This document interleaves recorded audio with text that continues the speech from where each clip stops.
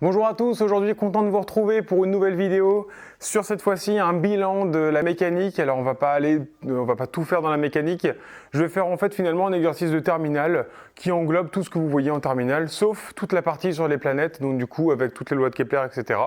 Mais donc on va faire un exercice qui va vous permettre de revoir les équations horaires, équations du mouvement, des résolutions bien sûr de tout ça avec des conditions particulières. On va revoir la méthode de A à Z en vous expliquant un petit peu comment moi personnellement je pense que vous devriez faire les choses. Et après vous faites un peu ce que vous voulez bien sûr, tant que c'est bon on s'en fiche, on va pas se mentir. Mais dans l'idée, si vous avez encore un peu de mal avec cette méthode, avec la méthode de façon générale et à acquérir les réflexes, je vous conseille de suivre cette méthode-là. Normalement vous devriez avoir, même à défaut d'avoir un réflexe, vous devriez quand même vous en sortir sans problème, je pense. Alors, on va faire un petit exercice sur le principe très facile, mais vous allez voir que finalement, au fur et à mesure du développement, on va se rendre compte que quelques difficultés vont apparaître. Donc, un axe classique, alors ça pareil, hein, soit on vous le donne, et dans ce cas-là, vous n'avez pas le choix, soit on ne vous le donne pas, et dans ce cas-là, faites quelque chose qui vous paraît logique. Moi, j'aime bien prendre un axe X vers la droite et un axe Y vers le haut. Pourquoi ? Parce que généralement, quand je vais monter, j'ai envie que ce soit compté de façon positive. Et quand je vais vers la droite, j'ai envie que ce soit compté de façon positive aussi. Voilà. Après, si vous voulez mettre un axe qui va vers le bas, c'est vous qui voyez, ça n'a bien sûr pas de problème. Donc on va partir sur un service au volet. Donc j'ai une balle au point M initialement. Cette balle, je l'envoie avec une vitesse V0. Ce vecteur V0 fait un angle alpha avec l'horizontale. Et puis la question c'est est-ce que ce service est fait à une hauteur initiale de 2 mètres. L'angle alpha, on va dire qu'il fait pi sur 6 radians, c'est-à-dire finalement 30 degrés ici. Et je vais dire que je lance la balle avec une vitesse V0 de... alors on va pas partir en km par heure, on va partir en mètres par seconde directement.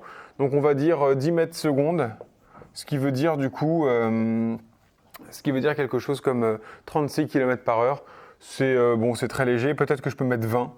Allez, je mets 20 mètres par seconde, et comme ça on verra un petit peu si ça veut dire 70 km par heure, 72 km par heure, ça me paraît cohérent, je pense. Bon, j'ai aucune idée de ce genre de vitesse, mais voilà, ici, donc le service au volet, on sait que le filet, il est à 2,50 m du sol. Je sais que je suis à 5 mètres du filet, et là j'ai de nouveau 5 mètres avant la sortie de terrain. Donc là, j'ai deux questions typiquement que je vais vous poser. La première question que je vais vous poser, ça va être est-ce que la balle de volley passe par-dessus le filet ? Et la deuxième question que je vais vous poser, c'est est-ce que la balle de volley, à tout hasard, ne sortirait pas du terrain même si elle passe à travers le filet, même si elle passe par-dessus le filet ? Cet exercice, je pourrais le décliner avec deux variantes. Ces variantes-là, j'aurai peut-être l'occasion de les faire dans d'autres vidéos. En fait, vous allez voir que je peux aussi me poser la question à partir de quel angle alpha je commence à passer au-dessus du filet, et aussi je pourrais me poser la question à partir de quelle vitesse V0 je commence à sortir du terrain. Comme ça, ça me permettrait de savoir quel est l'angle optimal pour passer juste au niveau du filet et à quelle vitesse maximale je dois aller pour pouvoir ensuite toucher le terrain quand même pour marquer le point. Donc ça devient des exercices qui deviennent assez difficiles à ce moment-là, c'est pas ce qu'on fait là maintenant.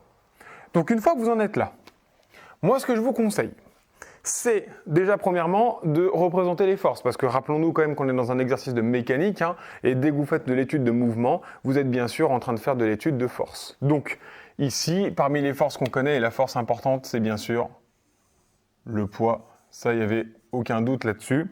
Y a-t-il d'autres forces ? Oui, on pourrait considérer qu'il y a éventuellement les frottements de l'air, qu'il y a éventuellement la poussée d'Archimède qui pourrait jouer. Bon, on va supposer quand même que la balle est suffisamment lourde pour que la poussée d'Archimède soit négligeable. Et on va supposer aussi qu'il n'y a pas de frottement de l'air, mais bon, vous imaginez bien que dans la réalité, c'est pas ce qui se passe, bien sûr. Voilà, donc finalement, tout s'apparente à une chute libre avec vitesse initiale, tout simplement. Ok, donc maintenant, ce que je vous conseille de faire, c'est à chaque fois, vraiment à chaque fois, vous représentez, donc une fois que c'est représenté, vous développez, vous projetez tous les vecteurs et vous donnez les coordonnées dans le système d'axes que vous avez choisi. Donc le poids P, le poids, comme je le vois, c'est un vecteur qui est vertical. Donc comme il est vertical, il n'a pas de composante en X. Et sa composante en Y, c'est moins mg. Pourquoi moins ? Parce qu'il est vers le bas alors que Y était vers le haut. Ok. Ensuite, ma position initiale OM de 0. En 0, est-ce que j'ai une position en X ? Non. Mais par contre, j'ai une position en Y. Je sais qu'en Y, initialement, je suis à 2 mètres du sol. Et la vitesse V0, alors la vitesse V0, on sait quoi? On sait qu'elle fait un angle alpha avec l'horizontale. Comme je fais un angle alpha avec l'horizontale, je vois que l'angle est collé à l'axe X, collé cosinus. Je vous rappelle quand même qu'effectivement, là il est collé à un axe imaginaire alors que normalement l'axe est ici, mais bien sûr, comme c'est un vecteur, le vecteur je peux tout à fait l'imaginer ici. Vous voyez que finalement l'angle alpha c'est bien celui qui est fait avec l'axe X. Et donc forcément sur l'autre, sur Y, j'aurai du sinus alpha. Attention, vu comme ça, je n'ai pas de dimension, c'est un problème parce que là j'ai une vitesse et là je n'ai pas de choses dimensionnées. Bien évidemment, devant, on multiplie par la norme du vecteur, que j'appelle V0 sans flèche cette fois-ci. Et puis, on regarde maintenant le signe. Mon vecteur V0 va vers la droite, il va vers le haut. Donc du coup, il est positif puisque X va vers la droite. Il est positif en Y puisque Y va vers le haut. Donc tout va bien, plus. Voilà, vous auriez pu mettre éventuellement directement la valeur ici de 20, mais on évite, on essaie de garder des lettres jusqu'au bout, de façon à ce qu'en fait, finalement, si à un moment donné vous vous trompez dans votre application numérique, ça ne posera pas de problème, puisque ce sera la dernière étape du calcul, alors que si dès le début vous vous trompez, et bien dans ce cas-là, ce sera tout faux. Ou imaginez même une deuxième question d'un exercice qui vous dirait, et maintenant si je change la vitesse et que je la passe à 30 mètres par seconde, qu'est-ce que ça change? Et bien là, je me fais avoir, parce que finalement, j'ai tout fait directement en changeant avec les nombres, donc je dois tout refaire. Donc on évite de faire ça, on garde bien sûr les formes littérales le plus loin possible, et puis c'est parti. Je vous rappelle que je n'ai pas mis ça, mais donc l'accélération en tout point, c'est AX, AY, la vitesse en tout point, c'est VX, VY, et la position en tout point, c'est X, Y. Je ne connais pas, exactement les valeurs de ces coordonnées-là, c'est le but de toute façon de déterminer tout ça. Ok. Ensuite, je vais le faire à l'oral pour éviter d'avoir à écrire, mais voilà ce que vous devez dire. Vous devez définir le système. Le système que j'étudie là maintenant, c'est la balle de volley.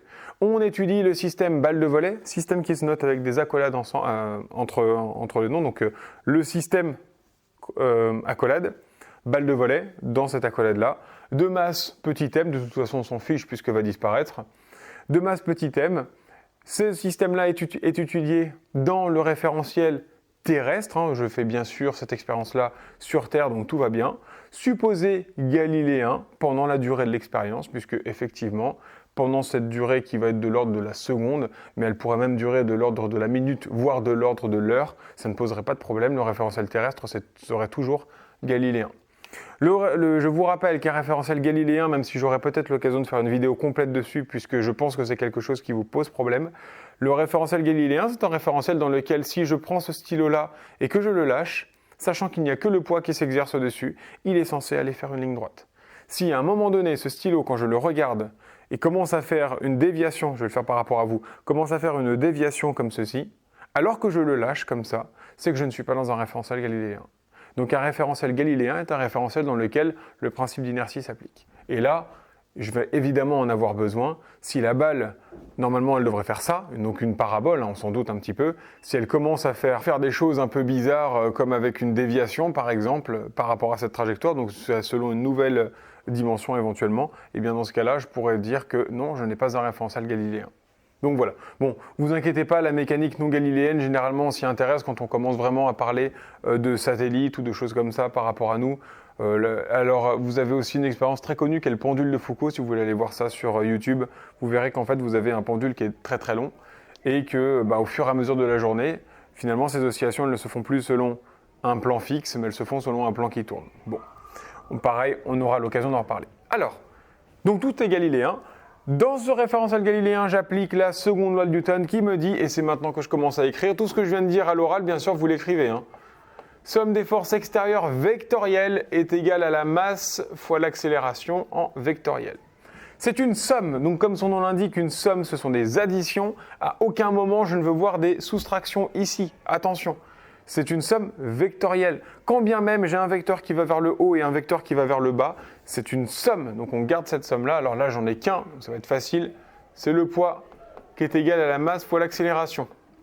Oui, mais le poids, c'est quoi? Le poids, c'est aussi m fois g, qui est égal à la masse fois l'accélération. Ah tiens, bonne nouvelle, je peux enlever la masse des deux côtés. Je m'aperçois donc que le mouvement de la balle ne dépend pas de la masse. Qu'est-ce que ça veut dire? Ça veut dire que si je vous avais donné à la place une boule de bowling, ça aurait fait la même chose.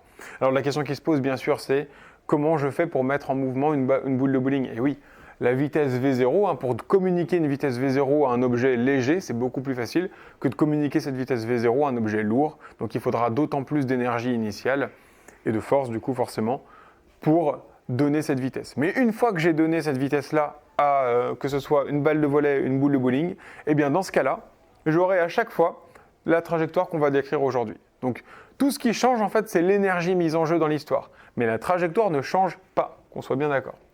Alors là, vous pouvez vous poser une première question et vous dire, mais pourquoi là, il n'a pas mis un moins? Parce que ici, attention, j'ai gardé le vecteur. Je ne suis pas en train de parler de la projection sur Y de mon poids. Je suis en train de parler du vecteur, encore une fois, intensité de la pesanteur. Je rappelle que ce champ de pesanteur, hein, on peut le représenter absolument n'importe où. Il est comme ça, G. Donc, oui, il est vers le bas. Sa coordonnée en Y va être négative. Mais pour l'instant, c'est un vecteur, donc c'est positif. On ne change pas là-dessus. Maintenant, quand vous voyez une équation comme ça, on pourrait être tenté de se dire, bon, du coup, c'est bon, c'est terminé. Non, surtout pas. C'est une équation vectorielle et les équations vectorielles ne se résolvent pas comme ça. Le but du vecteur, c'est en fait, finalement, si vous voulez, de regrouper les dimensions en un seul objet. C'est-à-dire que là, on ne dirait pas, mais j'ai deux équations. En fait, j'ai autant d'équations là-dedans qu'il y a de dimensions. Là, aujourd'hui, j'ai deux dimensions, x et y, et bien du coup, dans g égale a, j'ai deux équations de cachet. Dans g égale a dans un mouvement en 3 dimensions, j'aurai 3 équations. Donc une équation vectorielle ne se résout jamais, sauf géométriquement éventuellement. Et sinon, on va projeter ça sur chacun des axes. Donc cette étape-là est obligatoire à chaque fois. On projette sur x et sur y. Sur x, qu'est-ce que j'ai? Quelle est la coordonnée de g? Alors là, c'était le poids et pas g, mais c'est pareil à la masse près. Hein. Donc le poids, il n'avait pas de coordonnées selon ix. On avait vu pourquoi, hein, parce que c'était vertical. Donc j'ai 0 égale AX. Je ne sais pas ce que vaut AX, j'en sais rien, d'accord? Je ne m'amuse pas non plus à mettre un signe moins ou quoi. Non, j'en sais rien, ça peut être potentiellement négatif, tant pis, peu importe, aucune importance. Donc la coordonnée, A en fait, ces coordonnées, c'est AX, AY, hein, bien sûr. Voilà. Que je peux aussi noter, c'est ce que je vais garder dorénavant, plutôt que AX, je vais noter ça X point point. X point point étant en fait la notation de la dérivée seconde par rapport au temps de la position. Et vous savez que l'accélération est bien sûr la dérivée seconde de la position par rapport au temps.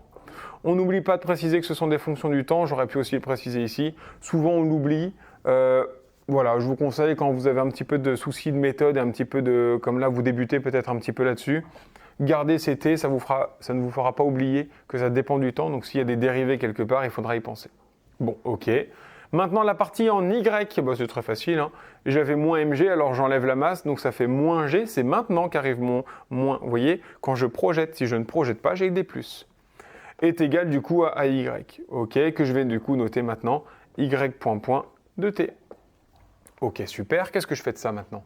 Eh bien, ce que je vais faire de ça, ça va être du coup un développement. J'ai x point point, je vais remonter à x point qui est la vitesse, et puis je vais remonter à x qui est la trajectoire, et ça y est, c'est terminé. Pourquoi je veux la trajectoire finalement? Quand je vous ai posé la question, à aucun moment je vous ai demandé déterminez-moi les équations de la trajectoire. Pourquoi? Parce que la question c'est quand je suis à x égale 5 mètres, est-ce que mon y est supérieur ou égal à 2,50 mètres? Donc finalement, c'est quand x est égal à quelque chose, est-ce que y est égal à quelque chose? Donc en fait, il me faut bien x en fonction du temps, et il me faut bien y en fonction du temps. En fait, il ne me faut même pas x en fonction du temps et y en fonction du temps, il me faut y en fonction de x. On en reparlera après, ça s'appelle l'équation du mouvement. Alors, donc c'est parti, je vais juste retourner ces équations à chaque fois pour avoir x point point égal plutôt. Et puis je vais en profiter pour intégrer tout de suite. Hein. Donc c'est très facile, x point point est égal à 0. Une fonction qui est égale à 0, si je cherche sa primitive, et bien dans ce cas-là, sa primitive est une constante. Donc ça fait que x point de t est égal à une constante et y point de t est égal à moins gt plus constante. Voilà, quand une fonction est égale à une constante, et bien dans ce cas-là, la primitive est égale à une fonction affine qui est moins gt plus constante ici. Ok. Je détermine les constantes immédiatement, c'est pour ça que je ne m'amuse même pas à chercher à donner des noms C1, C2. En fait, ça c'est directement la vitesse initiale en x, c'est-à-dire V0 cos alpha, hein, c'est toujours ça, hein, de toute façon, vous inquiétez pas. Et ça ici, c'est toujours V0 sin alpha, ici, c'est-à-dire la constante, la partie y de V0. Comment je fais pour le prouver? Je vous le fais une fois, pas deux. Donc, eh bien, pour déterminer les constantes, on trouve une condition particulière, parce que la particulière condition initiale. Pourquoi? Parce que finalement, en fait, une constante, comme son nom l'indique, c'est quelque chose qui ne change jamais au cours du mouvement. Donc finalement, que je regarde cette constante en 0, que je la regarde en 10 ou en 100 000 ou à l'infini, ça ne change rien, cette constante vaut toujours la même chose. Or, quelles sont les données que j'ai moi au début? J'ai bien sûr les données au moment initial. Alors attention, faut faire gaffe évidemment à ce qu'on regarde. Je regarde bien x point en 0, c'est-à-dire la vitesse en 0, pas ça, ça. Donc du coup, x point en 0 est égal à une constante. Bon, c'est génial parce que du coup, je sais que si c'est une constante, c'est la même chose encore une fois au début qu'à la fin. Mais au début, je valais v0 cos alpha en x. Bon bah voilà, donc constante égale v0 cos alpha. Y point de 0, bah, la bonne nouvelle c'est que moins gt, ça fait donc du coup 0. Donc j'ai une constante et je sais que c'est bien sûr la même chose au début et à la fin. Donc V0, sinus alpha, c'est terminé. Voilà pour la détermination des constantes que vous faites maintenant. Je vous le conseille directement. Sauf si un jour, bien sûr, au lieu de vous donner les conditions initiales, on vous donne les conditions en cours du mouvement, c'est-à-dire non pas y point de 0, mais y point de 10 par exemple. Dans ce cas-là, le t ne serait pas nul, mais vaudrait 10, et il y aurait un petit calcul à faire, ce serait moins évident. Mais pas difficile pour autant, hein, d'accord? Ça ferait par exemple ça, imaginez que je vous dise que y point de 10, ça fait justement le V0 sin alpha. Ok, soit. Bon bah du coup, y point de 10, ce serait moins g fois 10 plus constante égale V0 sin alpha. Bon bah du coup, je passe le moins g10 de l'autre côté, ça fait plus g10. Et donc la constante, au lieu d'être égale à V0 sin alpha, sera aussi égale à plus g10. Bon, ok. Pourquoi pas? Ça change rien, c'est juste que ça complique le calcul pour rien, et donc c'est pour ça que généralement on ne le fait pas. Bon bah ça c'est utilisé, on retient ça pour après, puisque c'est maintenant que je vais avoir besoin de ces coordonnées-là pour déterminer quoi? Pour déterminer les conditions initiales pour x et y. Donc j'efface ça parce que ça prend de la place pour rien. Ici je vais effacer aussi pareil, et puis on va arriver sur la fin de cette partie d'équation de trajectoire, qui nous dit que du coup je vais avoir x de t par primitive. Donc la primitive d'une constante est une fonction affine comme on l'a vu juste avant, c'est-à-dire v0 cos alpha fois t plus une constante, toujours pareil, je ne m'amuse même pas à chercher à déterminer des noms différents, je sais que je vais trouver ça directement. Y de t, quand vous avez une fonction qui est égale, attention à la base elle était déjà affine, la primitive d'une fonction affine est une fonction parabolique, donc moins g t carré sur 2 plus V0 sin alpha t plus constante. Ok, je ne cherche même pas à comprendre plus loin. La constante en x, eh ben, c'est bien sûr la projection en 0 de x, donc initialement, la projection en x de la position initiale, c'est-à-dire du coup x de 0. Et x de 0, on avait vu que c'était 0, puisque au début, je suis où? Je suis à l'origine, en x. Et donc pour y, même principe, sauf que cette fois-ci, je sais que je suis à 2 mètres du sol au début. Donc voilà. Pareil, je détermine ça de la même façon que tout à l'heure. Je calcule x de 0, ça fait v0 cos alpha fois 0, donc 0, plus constante. Et je sais qu'initialement, je suis où? Je suis à 0, donc constante égale 0. Voilà. Donc vous voyez, finalement, en fait, quand vous avez des conditions initiales comme ça, donc initiales, hein, c'est-à-dire avec un temps égal à 0, vous ne posez même pas la question, hein, vous changez directement la constante. Honnêtement, je le fais là, j'écris constante, mais de façon générale, je ne mets même plus constante, je mets directement à quoi c'est égal. Faites quand même gaffe, parce que quand la constante est nulle, et que vous remplacez directement ça par 0, eh bien, votre correcteur peut penser que vous avez oublié de prendre en compte la constante. Ça, c'est toujours pareil, en fait. C'est quelque chose, au bout d'un moment, quand vous allez atteindre un plus haut niveau en études, on regardera même plus ça, de toute façon, on sait que vous le faites directement. Quand vous êtes en terminale Bac plus 1, on aime bien voir constante pour voir que vous avez compris que c'était une constante et qu'elle est nulle, certes, mais qu'il y avait une constante quand même. Bon. Voici du coup, c'est en même temps que je parle là, on a les équations des trajectoires en x et en y. Ok, données, je vous le rappelle, par une équation vectorielle à la base. Alors ça c'est cool, mais ça me dit que du coup, eh bien, je peux connaître à tout moment ma position si j'ai le temps donné. Ok, je peux aussi déterminer facilement le temps si j'ai une position. Bon, alors qu'est-ce que je devrais faire normalement? Je devrais chercher le temps pour lequel x est égal à 5. Et une fois que j'ai ce temps-là, eh bien, je le réinjecte dans y, pour avoir du coup la position en ordonnée une fois que je suis à x égale 5. Je pourrais faire ça. Bon, ça fait deux calculs. Et ce qu'on peut faire du coup de façon plus rapide, même si honnêtement ça ne l'est pas forcément toujours, parce que les calculs peuvent se compliquer un petit peu, mais là ça va être le cas, c'est non pas les équations de la trajectoire, mais l'équation du mouvement. Et l'équation du mouvement, c'est y en fonction de x. Et là, vous allez vous dire, mais comment je fais pour déterminer y en fonction de x? Et bien en fait, dans des cas où vous avez des équations très simples là en x, c'est-à-dire ici par exemple une équation à une fonction affine, typiquement là, de ce côté-là, alors c'est même encore mieux que ça, c'est une fonction linéaire, eh bien vous avez quelque chose de très facile à déterminer. Vous savez que x de t, c'est égal donc à v0 cos alpha t, et donc que t, c'est égal à x de t sur v0 cos alpha. Vous voyez, c'est quelque chose que je ne m'amuserais pas à faire si j'avais du t carré. Donc en fait, c'est quelque chose que je ne m'amuserais pas à faire si j'avais à un moment donné une force qui serait horizontale. Par exemple, une force de frottement. Je ne me serais pas amusé à déterminer l'équation du mouvement. Elle aurait certainement été plus compliquée que de résoudre les deux équations horaires et de les réinjecter l'une dans l'autre après. Mais bon, voilà, je vous le dis au cas où. Donc, ça me fait ça. Et c'est comme très souvent, en fait, au début d'un exercice, on ne considère pas les frottements. Finalement, avoir ce réflexe-là peut être une bonne chose. Donc, je sais que t, en fait, peut s'écrire en fonction de x. Bonne nouvelle, parce que ici, j'ai du t. Et bien, il suffit de réinjecter ça là-dedans, de réinjecter ça là-dedans, et c'est terminé.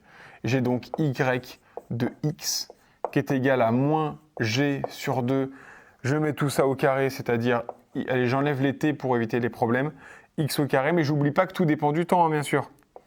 V0 carré cos alpha carré, ok super, plus V0 sin alpha fois x sur V0 cos alpha. Super, et j'oublie pas bien sûr le plus 2 à la fin. Voici l'équation du mouvement, je vais simplifier ça légèrement.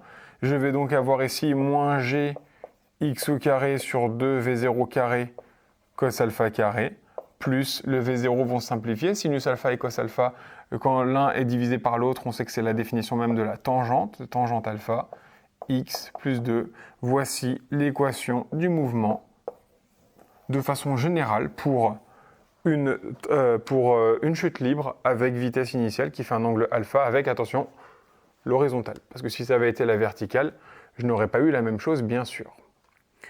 En termes de cosinus et de tangente, voilà par rapport à quoi je voulais parler. Ok, bah maintenant que j'ai ça, c'est une bonne nouvelle parce que qu'est-ce qu'il faut que je fasse? Eh ben, j'ai juste à remplacer le x par 5. À chaque fois que je vois un x, je le remplace par 5. Je remplace bien sûr V0 par 20 mètres par seconde. Je remplace tous les alphas par des pi sur 6. Et puis c'est terminé, ben, je connaîtrai mon altitude quand x est égal à 5, tout simplement. Et à partir du moment où cette altitude va être supérieure à 2,50 m, ben, j'ai gagné. Donc, regardons ça. Calculons pour donc y de 5. Donc là, vous remplacez par tout ce que vous connaissez. Ça fait 9,81, etc. Tout ce que je viens de dire juste avant. Attention à prendre bien sûr votre calculatrice en radian, puisque là, en plus, l'angle que je vous ai donné est en radian. Mais même de façon générale, honnêtement, dès qu'on vous donne un angle en degrés, vous le convertissez en radian et puis vous laissez votre calculatrice en radian. Cherchez pas à mettre dans les options, tiens, je vais la mettre un coup en degrés, un coup en radian. C'est un coup à se tromper le jour où vous avez besoin de travailler en radian et que vous étiez en degrés, par exemple. Sachez que votre calculatrice, en fait, quand vous rentrez les angles en degrés, quand vous la mettez en mode degré, elle fait juste la conversion des degrés vers des radians. Ça s'arrête là. Donc autant la faire vous-même. Donc vous faites moins 9,81 que vous multipliez par 25 puisque x au carré ça fait 25. Vous divisez ça par 2 fois, donc j'ai dit 20, multiplié par cosinus, attention au carré après. Donc cosinus de pi sur 6, on sait que cosinus, tiens, petite révision du cercle Trégo. Cosinus de pi sur 6, on sait que c'est racine de 3 sur 2. Racine de 3 sur 2 au carré, ça fait du coup 3 sur 4. Donc multiplié par 3 quarts. Et puis après c'est parti, donc plus la tangente alpha. Alors tangente de pi sur 6, c'est racine de 3 sur 2. C'est 1,5 divisé par racine de 3 sur 2. Donc ça fait 1 sur racine de 3. Donc quand vous faites ce calcul-là, vous voyez qu'avec le terme en V0 va apporter une énorme contribution pour réduire ce terme négatif. Et donc je vois qu'en fait plus je vais taper fort avec cet angle de pi sur 6, plus en fait je vais passer largement au-dessus du filet. Là entre autres, ici on trouve 4, allez pour faire simple 4 mètres. Quand je lance ma balle à environ 80 km/h à 30 degrés par rapport à l'horizontale, la balle arrive à 4 mètres de haut. Bon, ok, soit. Donc elle passe. Ok, bonne nouvelle. La question c'est, est-ce qu'elle passerait pas trop loin quand même? Parce que si ça se trouve à cause de cette hauteur-là, eh bien, je ne vais pas réussir à retomber avant les 5 mètres de l'autre côté. Alors, voyons voir un peu si c'est le cas. Qu'est-ce qui se passe quand je suis à 10 mètres maintenant? Donc, pourquoi je fais ça? Eh bien, en fait, moi, mon objectif, c'est que la balle, elle fasse quelque chose comme ça, et qu'arrivé à 10 mètres maximum, je sois à 0. Alors, je peux résoudre ça de deux façons. Soit vous cherchez à savoir quand est-ce que y est égal à 0, soit vous calculez y de 10 et vous regardez ce que ça vaut. Alors, je vous conseille personnellement celle-là pour cette fois-ci, puisque finalement, on n'aura rien de spécial à résoudre, on a juste à remplacer comme ce qu'on vient de faire juste avant. Ou alors, et si vous faites plutôt, je cherche quand est-ce que y est égal à 0, vous avez une équation du second degré à résoudre. Voilà, c'est-à-dire, vous allez chercher x tel que y est égal à 0, vous reconnaissez une équation du second degré. Donc, c'est vous qui voyez, puisque là, potentiellement, je vais trouver un résultat négatif, donc il faudra que je comprenne ça en disant, alors si mon résultat ici est négatif, ça veut dire que j'étais déjà tombé avant d'arriver à 10 mètres, et c'est une bonne nouvelle. Mais par contre, si mon résultat ici est toujours positif, ça veut dire que malheureusement, j'ai toujours une hauteur alors que je suis en bout de terrain, donc je sais que je vais dépasser mon terrain. Donc je vais calculer y de 10, puisque finalement avec la calculatrice, maintenant qu'on a fait y de 5, il suffit de remplacer à chaque fois que vous voyez un 5 par un 10 et puis terminé. Quand vous faites ce calcul-là, vous trouvez que ça fait 4,5 mètres. Alors là, en fait, finalement, je me rends compte d'un truc. C'est intéressant d'ailleurs de trouver quelque chose comme ça. Ça veut dire en fait que ma trajectoire là ici, elle n'est pas du tout bonne par rapport à ce que je pensais. En fait, ma trajectoire, elle est plutôt de ce style-là. Voilà. Je l'ai lancé la balle tellement fort que finalement, elle l'a même pas... Alors peut-être que je l'ai déjà atteint et dépassé, je ne sais pas. En tout cas, visiblement, comme je suis plus grand, plus haut à 4,50 m, plus haut quand je suis à 10 mètres qu'à 5 mètres, ça veut dire que ma balle continuait à monter alors qu'elle était passée par-dessus le filet. Généralement, ce qu'on aime bien évidemment, c'est que quand j'arrive au niveau du filet, eh bien ma balle commence à redescendre de façon à être sûr que je sois à la moitié de la parabole ici et donc l'autre moitié m'assure de retomber de l'autre côté dans les clous, bien sûr. Donc là, on voit qu'à 10, je ne suis toujours pas nul ni négatif. Si j'étais négatif, ça voudrait dire que je suis déjà tombé par terre avant d'arriver aux 10 mètres. Si je suis nul tout pile, ça veut dire que j'ai super bien servi et que du coup j'arrive en bout de ligne. Et si c'est pas le cas, là comme ici, c'est qu'en fait j'ai servi n'importe comment. Et donc là, je suis en train de toucher les étoiles en fait, tout simplement. Voilà pour ce genre d'exercice. J'espère que c'est assez clair pour les explications, que je ne suis pas allé trop vite non plus. Donc vous voyez que finalement, ça reste des choses assez basiques. Finalement, la méthode à suivre que j'ai faite depuis le début est à suivre aussi pour vous. D'accord ? Ça marche dans tous les cas. La seule chose qui va changer d'un exercice à l'autre, ce sont les conditions initiales et bien sûr les forces s'il y en a d'autres. Je vous rappelle que l'équation du mouvement n'est pas à utiliser si vous avez une autre force horizontale, c'est-à-dire si en fait votre x est lui aussi quelque chose qui varie au carré par rapport au temps. Là, dans ce cas-là, c'est impossible de s'en sortir. Donc je vous déconseille d'utiliser ça si vous n'avez pas un x de t qui est égal à un truc du style V0 cos alpha t, par exemple. Voilà, mais sinon autrement, utilisez ça à chaque fois, ce sera souvent très utile. Et puis voilà, terminé. Alors je pourrais faire l'étude de façon différente, savoir quand est-ce que j'atteins ma... Tiens, on peut le faire. Je vais le faire, je le rajoute ça maintenant. Quand est-ce que j'atteins justement le sommet de ma trajectoire? Ça pourrait être intéressant, ça. Ça me montrerait du coup à quel point j'ai mal servi. Je vous l'ai dit, moi mon objectif c'est que mon sommet de la trajectoire soit atteint au niveau du filet. Mais là, visiblement, il est atteint après, puisque à 10, je suis plus haut qu'à 5. Donc, c'est que j'ai continué à monter. J'aimerais savoir quand est-ce que je suis à cette valeur maximale de l'altitude. Qu'est-ce qui se passe à la valeur maximale d'une parabole? À la valeur maximale de l'altitude, je suis ici. Et donc, en fait, j'avais un vecteur vitesse qui était comme ça, puis comme ça, puis comme ça, puis comme ça. Puis en fait, là, il est nul. Et puis, il repart comme ceci. Comment je sais qu'il est nul? Ici, il passe de quelque chose qui montait et qui allait vers la droite, vers quelque chose qui doit descendre. Mais pour passer de quelque chose qui monte à quelque chose qui descend, je dois passer par quelque chose qui est bien sûr plat, une tangente horizontale. Et cette tangente horizontale, je vous rappelle que l'équation d'une tangente vous donne du coup le coefficient directeur de la tangente, vous donne la valeur de la vitesse.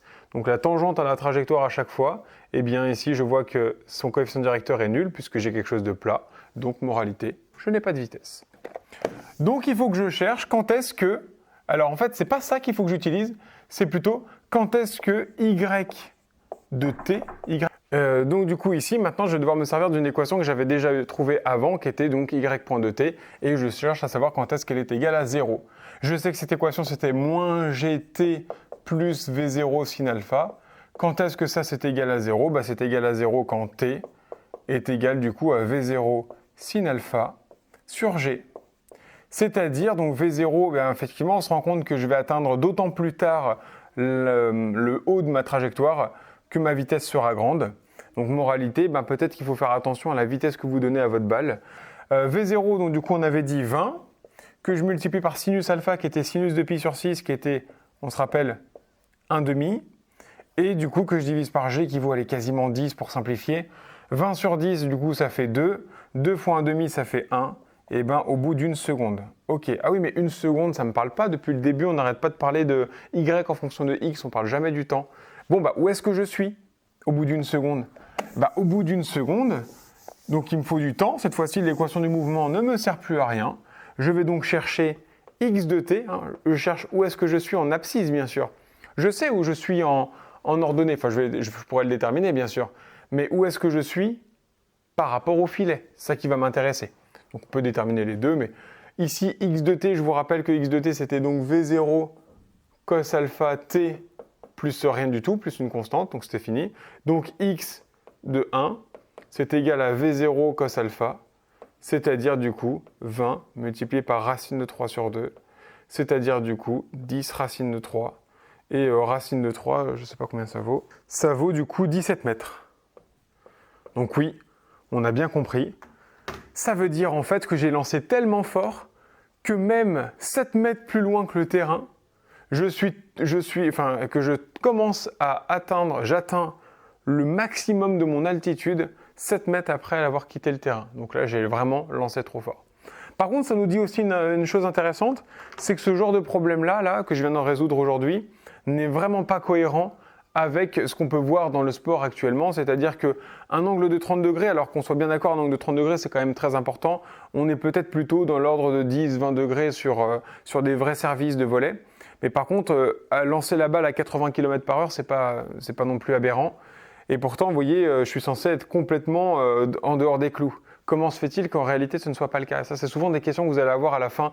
Ce résultat ne vous paraît-il pas bizarre? Oui, il est bizarre. Mais en fait, il est bizarre pourquoi? Parce qu'on a supposé qu'il n'y avait pas de frottement éclair. Or, je vous rappelle qu'une balle, c'est quelque chose quand même qui est assez... une balle de volley, c'est quand même quelque chose qui est assez volumineux. Et comme c'est quelque chose d'assez volumineux, c'est quelque chose qui va bien sûr être énormément en contact avec l'air. Et donc, en fait, il y a les frottements qui sont bien sûr pas du tout négligeables là-dedans. Certainement que du coup, en fait, on pourrait peut-être même réduire par 2 cette distance-là à cause des frottements, pour vous dire. Donc, il faudrait faire le calcul, il faudrait se rendre compte de ça. Il faudrait faire les calculs avec la bonne force de frottement. Encore faudrait-il trouver la force de frottement qui va bien. Et ça, bien sûr, ça ne se ferait qu'avec l'expérience qui nous permettrait de trouver le coefficient de frottement si on suppose des frottements fluides habituels. Voilà pour cet exercice. Alors j'espère que ça a été assez clair et que j'ai parlé suffisamment de tous les aspects. Je pense n'avoir rien oublié. Alors il y a encore d'autres choses. Encore une fois, j'aurais pu regarder du coup quelle est l'altitude maximale que j'atteins. Vous remplacez le x de 1, mais cette fois-ci par y de 1. Voilà. Ça vous a permis de voir que finalement on pouvait faire un peu de rétropédalage. Vous voyez que je peux, pour déterminer l'altitude maximale, me resservir plutôt de y point de t. Et donc je me rends compte que l'équation de la trajectoire devient intéressante à partir du moment où en fait je trouve un temps. Donc forcément, les équations horaires, je vais en avoir besoin à ce moment-là. Et donc l'équation du mouvement, je n'en ai besoin que quand, à un moment donné, on vous dit en x, je suis ici, alors que vaut mon y. Ça, c'est l'équation du mouvement, clairement, qui va vous donner la réponse, même si, encore une fois, tout est faisable avec les équations de la horaire de la trajectoire. Voilà pour ça. Donc bon, j'ai traité ça de A à Z. On refera peut-être un exercice dessus, histoire que ce soit peut-être encore plus clair pour être sûr et certain de tout ça. Et puis, je ferai peut-être certainement aussi les versions un peu plus difficiles de cet exercice-là, avec du coup la résolution pour des angles inconnus ou des vitesses inconnues, et savoir du coup quelle est la bonne vitesse de service à faire au volley, par exemple. Voilà. Et bien dans ce cas-là, si c'est clair, tant mieux. Si c'est pas clair, n'hésitez pas à me faire vos retours, et puis j'essaierai peut-être de faire une version 2, comme je fais régulièrement en ce moment, puisque je suis rarement clair, bizarrement cette année. Donc voilà, dites-moi, n'hésitez pas, je le prendrai pas mal, et puis en attendant, je vous souhaite un bon visionnage sur les autres vidéos. Au revoir!